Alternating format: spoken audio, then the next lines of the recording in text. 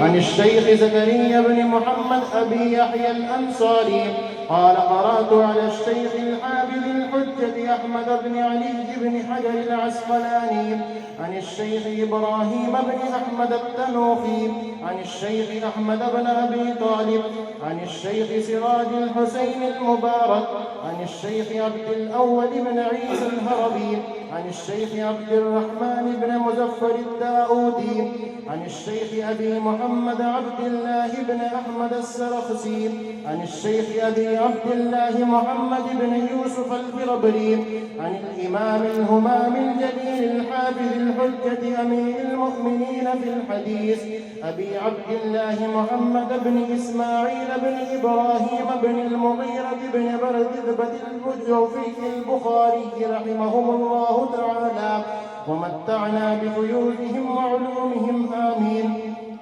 قال حدثنا أحمد بن أشتاب قال حدثنا محمد بن فضيل عن عمارة بن القعقاع عن أبي زرعة عن أبي هريرة رضي الله تعالى عنه وعنهم أجمعين قال قال النبي صلى الله عليه وسلم كلمتان حبيبتان إلى الرحمن خفيفتان على اللسان ثقيلتان في الميزان سبحان الله وبحمده سبحان الله العظيم.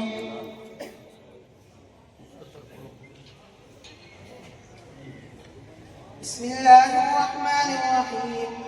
الحمد لله رب العالمين والصلاة والسلام على سيد الأنبياء والمرسلين وعلى آله وصحبه أجمعين. أما بعد فإن أصدق الحديث كتاب الله وأحسن الهدي هدي محمد صلى الله عليه وسلم وخير الأمور عباسها وشر الأمور محدثاتها وكل محدثة بدعة وكل بدعة ضلالة وكل ضلالة في النار.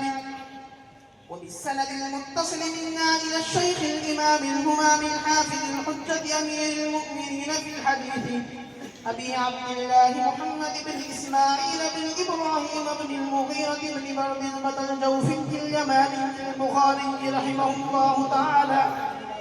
اللهم انفعنا وارفعنا بعلومهم وعلومكم أجمعين آمين يا رب العالمين. قال باب قول الله تعالى ونضع الموازين القسط ليوم القيامة وأن أعمال بني آدم وقولهم يوزن. وقال مجاهد القسطاس والعدل بالحرية ويقال القسط مصدر المقصد وهو العادل وأما القاسط فهو الجائر. حدثنا أحمد بن أشكاب قال حدثنا محمد بن فضيل عن عمارة بن القعقاع عن أبي زرعة عن أبي هريرة رضي الله تعالى عنه وعنهم أجمعين قال النبي صلى الله عليه وسلم كلمتان حبيبتان إلى الرحمن خفيفتان على اللسان ثقيلتان في الميزان سبحان الله وبحمده سبحان الله العظيم.